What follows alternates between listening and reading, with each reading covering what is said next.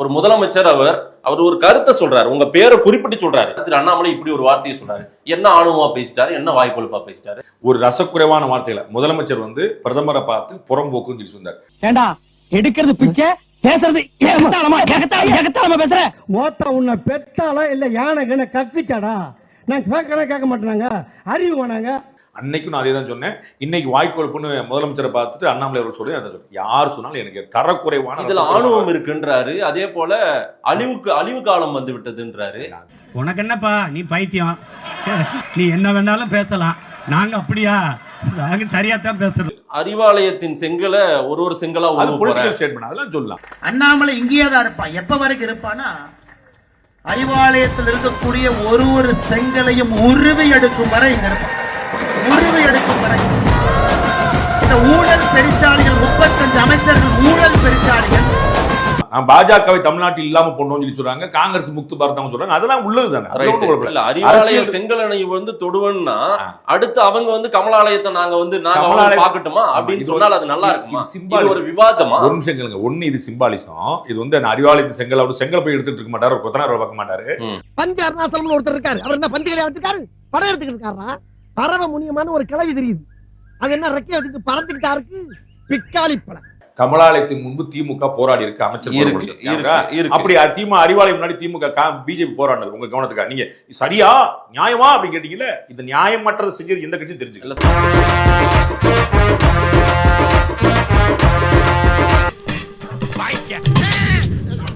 Sir, வாதத்துக்கு வாதம் இது. நீங்க போல தெரிஞ்சுக்கங்க, செஞ்சது யார் பாத்துங்க. திமுக தொண்டர்கள் கொந்தளிக்க ஆரம்பிச்சா தவறா போயிடும். பிஜேபிக்கு தொண்டர்கள் இருக்காங்க உங்க தகவலுக்காக. எல்லாம் அப்படியே சாப்பிட்டா விட்டு கொடுத்துருவோம். அப்படியே தமிழ்நாட்டில் அட்ஜஸ்ட்மெண்ட் பாலிடிக்ஸ். ஒருத்தங்களோட உயிர் இருக்கும் வரை, ரத்தம் இருக்கும் வரை திமுக எதிர்ப்புங்கிற ரத்தத்தில் இருக்கு. அட்ஜஸ்ட்மெண்ட் பாலிடிக்ஸ் தான் வராது. அவர் செங்கல் சொன்னது ஒரு ஐகானிக், ஒரு அடையாளமா சொன்னது. அங்க போய் போராடுறது நியாயமற்ற முறை நீங்க நினைச்சீங்கன்னா அப்படி செஞ்சது திமுக உங்க தகவலுக்காக. சார் அவன் தான் sir first criminal sir, fraud sir. ஐயோ சொன்னா கேளுங்க சார். ஐயோ உங்களுக்கு எப்படி புரிய வைக்கிறதுன்னு எனக்கு தெரியலையே.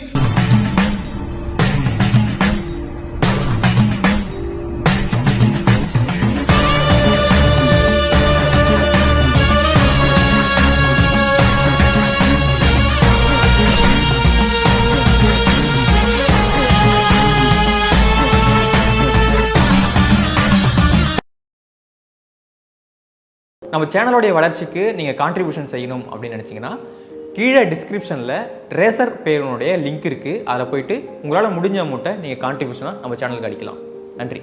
ஏன் அண்ணாமலை தலைவர் பதிவு குறித்தான கேள்வியை கேட்டாலே கொஞ்சம் கோபமாவே இருக்காரு சார். அவர் அடிக்கடி இது ஒரு வெங்காய பதவி, இது இருந்தா என்ன இல்லன்னா கோபமா இல்ல. அவருக்கு அந்த இடத்துல மட்டும் நம்ம இருப்போமோ இருக்க சந்தேகம் இருக்குதோ. நீங்களா கற்பனை. அவர் இருந்தாலும் இல்லாட்டாலும் என்ன பிரச்சனை?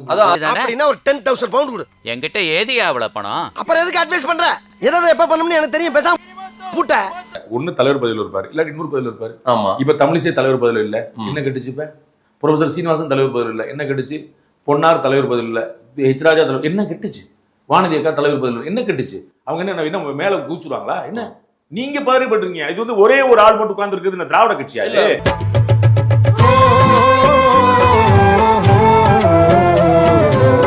நான் செவனே தானா போய்க்கிருந்தேன். கௌரவம்னு என் கௌரவத்தையே ஆரம்பிச்சிட்டீங்களா? நான் தான் தலைவர், காலத்துக்கும் தலைவர், நான் தான் நிப்பேன், என் குடும்பம் நிப்பாங்க. வேற யாரும் கூட திராவிட கட்சிகளா இது? காலத்துக்கு நீயே தலைவரா இருப்ப, உனக்கு அப்புறம் உன் மாயா, அதுக்கப்புறம் உன் பேர. நாங்களா தலைவர் ஆகவே கூடாது. கடைசி வரைக்கும் செயலாளர் செத்து போயிரு இல்லையா?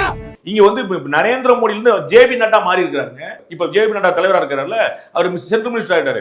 ஒரே பதவியில 2 பதவியில ஒரு நபர் இருக்க முடியாது. அப்படிப்பட்ட கட்சி அது. புரியுதுங்களா? தெரிஞ்சுக்க, கொஞ்சம் வரலாறு பாருங்க. கூட தெரியல, நீங்களே எனக்கு காலாகிறீங்க. ஏங்க எப்பயுமே டென்ஷனா இருக்கீங்க சார்? உணர்ச்சி மனுஷன் அப்படிதான் உணர்ச்சி போறேன். இது என் கேரக்டர் சார். தலைவர் பதவி பத்தி என்ன பண்றாங்க? நீங்க அங்க வேலூர்ல ஒரு பிரஸ் மீட்ல கொடுக்கும்போது, கடலூர் நினைக்கிறேன், இனி ஆம்புஷ் பண்ண பாக்குறீங்களா? மரத்துக்கு மரம் குறை மாதிரி தாவறீங்கன்னு பத்திரிகையாளர் பத்தி கேட்டார். அப்ப தலைவர் பதவி பத்தி கேட்டாங்க. அவர் எமோஷனலாகி பேசுறது ஒரு ட்ரெண்ட். கோபாலபுரம் சொன்னா நீங்க டென்ஷன் ஆகணும்னே. கோபாலபுரம் உங்களுக்கு என்ன? நீங்க கோபாலபுரத்துல பிறந்திருக்கீங்களா? நான் கோபாலபுரம்னா பிரதர் எதுக்கு டென்ஷன் ஆகணும்? நான் கோபாலபுரம் சொல்றேன், நீங்க டென்ஷன் ஆகணும். கோபாலபுரம்னா நீங்க டென்ஷன் ஆகணும். நீங்க டென்ஷன் ஆகாதீங்க, நீங்க அமைதியா இருங்க. அப்ப அண்ணன் ஆர்எஸ் பாரதி யாரை பார்த்தாலும் ஜாலி சொல்லுவார், அவர் எங்க மோலையாரு, இவர் எங்க சிட்டியாரு இப்படிப்பாரு. அது மாதிரி ஒவ்வொரு நேச்சர் இருக்கு. அது உங்களுக்கு என்ன பிரச்சனை? அண்ணாமலை இறக்குமதி செய்யப்பட்ட தலைவர், இவர் வந்து இம்போர்ட்டட் பர்சன் தான் அப்படின்னு சேகர் பாபு சொல்றாரு. எங்க இருந்து? அவர் நேரடியா எங்க எங்க இருந்து? கர்நாடகாவில இருந்து சொல்ல வராங்க. கர்நாடகா அவரு சேகர் பாபு அதான் சொல்றாருல. சேகர் பாபு சொன்னா உங்களுக்கு தெரியணும் சார்.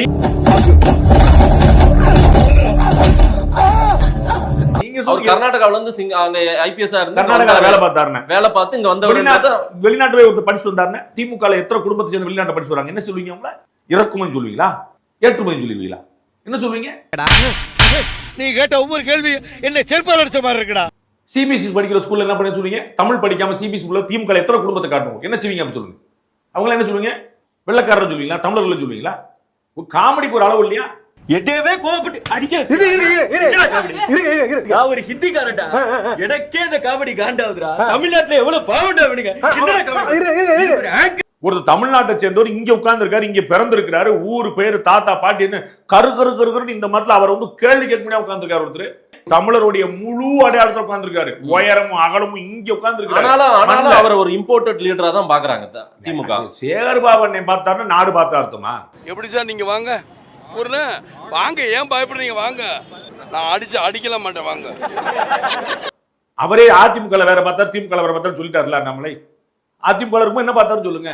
இதே திமுக கலெக்டர் அலுவலகத்தை வார வாரம் ஆர்ப்பாட்டம் நடத்தினவர், வார வாரம் வடசென்னை மாவட்ட தலைவராக இருந்தவர். போய் கேட்டு பாருங்க. நீங்க அவர்கிட்ட வாங்கின காசுக்கு ஏணி சின்னத்துல ஒரு குத்து, உங்ககிட்ட வாங்கின காசுக்கு தென்னை மரம் சின்னத்துல ஒரு குத்து, ஆக மொத்தம் ரெண்டு குத்துனே. எல்லா கட்சிக்காரும் காசு வாங்குறது, எல்லா கட்சியும் போறது. அவர் பாதிக்கு பாதி வந்து ஏடிஎம்ல இருந்து வந்தவங்க அமைச்சர் பதவி நீங்க கொடுத்துட்டு யாரும் இருக்கிறவங்க தான் சார், அவங்க தாய் வீடு தானே சார், அங்கதானே. இவருக்கு என்ன பேய் விடாது? தலைவர்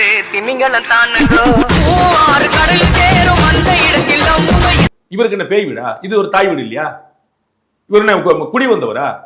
சேட்டு பொம்பளை கல்யாணம் பண்ணி வந்திருக்கிறாரா?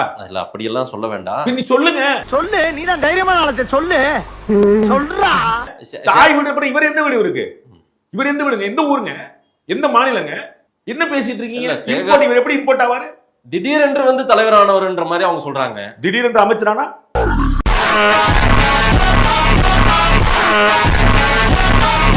யார் திடீர்னு? ஏடிஎம்ல இருந்து வந்து ஏடிஎம் திமுக ஆள் இல்லையா? திமுக ரத்தம் சிந்தி வேர்வை சிந்தி கட்சிக்கார போட்டு இவங்களே தான் சேர்த்துட்டு இருந்தாங்க காலம் பூரா. அவங்க நீங்க வடசென்னை திமுக காரனுடைய உணர்வு சொல்லுங்க சார், வேற எதுவும் பேசாங்க சார். வடசென்னை திமுக உணர்வு சேகர் பாபு எங்க தலைவர், சேகர் பாபு எங்க தலைவர், சேகர் பாபு எதிர்த்தரசியல் பண்ணாங்க, சேகர் பாபு திமுக எதிர்த்தரசியல் பண்ணாங்க, ஏத்துக்கிட்டாங்க சார். திமுகவின் அடையாளமா இருக்காரு, அவ்வளவுதான். அவங்க ஏத்துக்கிட்டாங்க, 18% ஓட்டு வாங்கியிருக்காங்க. காவலுக்கு உனக்கு வந்தா ரத்தம், எனக்கு வந்தா தக்காளி சட்னி முட்டிக்கிட்டு மோதிக்கிட்டு ரத்தம் காணிக்கிறேன் உனக்கு தக்காளி சட்னி. அண்ணாமலையை சொல்றீங்களா? 18 ஏத்துக்கிட்டாங்க. அண்ணன் சேகர் பாபு ஏற்கலாம், நாடு ஏற்கலாம் அர்த்தம் கிடையாது. அண்ணன் is not representing the state. உன்னை திருடா சமூகத்துக்கு நீ யாருன்னு பொறுக்கி போயடா. அடுத்து முக்கியமா அதிமுக விவகாரம் குறித்து தான் உங்ககிட்ட பேசணுன்றதே என்னுடைய பேட்டியின் சாரமே அதுதான். அங்கதான் தொடங்கணும்னு நான் இருந்தேன். அதிமுகவில் என்ன நடந்து கொண்டிருக்கிறது? செங்கோட்டையனுடைய இந்த அதிருப்தின்னு பார்க்க முடியுமா, அல்லது ஒரு வருத்தத்தை, மன வருத்தத்தை பதிவு செய்து கொண்டிருக்காருன்னு நீங்க பாக்குறீங்க? உங்க எந்த ஆசையும் நிறைவேறாதுன்னு பாக்குறீங்க.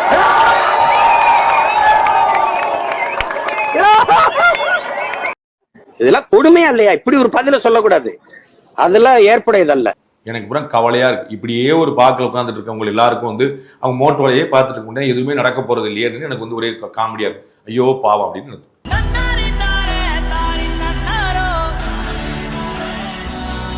என்ன நடந்துட்டு இருக்கு? அது ஒண்ணுமே நடக்கல. மேடம் பொதுக்கூட்டம் நடந்துட்டு இருக்கு, பப்ளிக் மீட்டிங் நடந்துட்டு இருக்கு, கட்சி கூட்டம் நடந்துட்டு இருக்கு, எல்லாமே நடந்துட்டு இருக்கு. அவங்க வழக்கம் போல அவங்க வேலையை பார்த்துட்டு இருக்கு. எந்தவித ரெஸ்பான்ஸும் கிடையாது, எந்தவித பதிலும் கிடையாது. ஆனால் இதற்கிடையில இதை விடக்கூடாது. இல்ல சார், அம்மையார் ஜெயலலிதா படம் இல்ல, எம்ஜிஆர் படம் இல்லன்னு சொன்னவரு.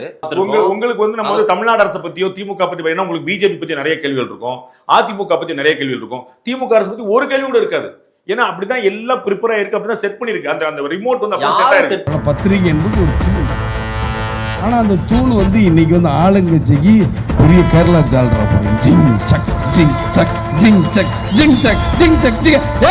என்ன பயம் இல்ல, கழுத்து கத்தியா வந்துரும் இல்ல சார். நம்ம என்னைக்கு நீங்க வந்து என்கிட்ட ஒரே ஒரு முறை இத்தனை வருஷம் நீ பேட்டி கேட்டிருக்கீங்க, திமுக ஆட்சியுடைய செயல்பாடு பத்தி நீங்க ஒரு பேட்டி கேட்டிருக்கீங்க, நிறைய கேள்வி கேட்டிருக்கீங்க, ஒரு பேட்டி ஒரு தமிழ் திமுக அரசு. நான் இப்ப ஓபன் பண்ணேன், மாதேஷ் ரங்கராஜ் பாண்டே பேசின இடங்கள்ல திமுக அரசுடைய செயல்பாடு பத்தி ஒரு பேட்டி தமிழில் காட்டி இல்லங்கிறேன். நீ எதுக்கு அதெல்லாம் கனவுல எதுக்கு பதிலளிக்க சொல்லணுங்கிறேன்?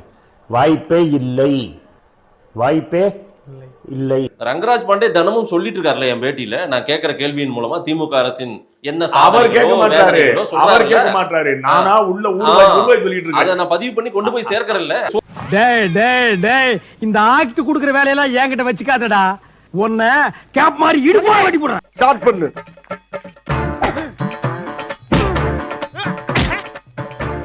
இங்கிட்டு வா. அப்படியா.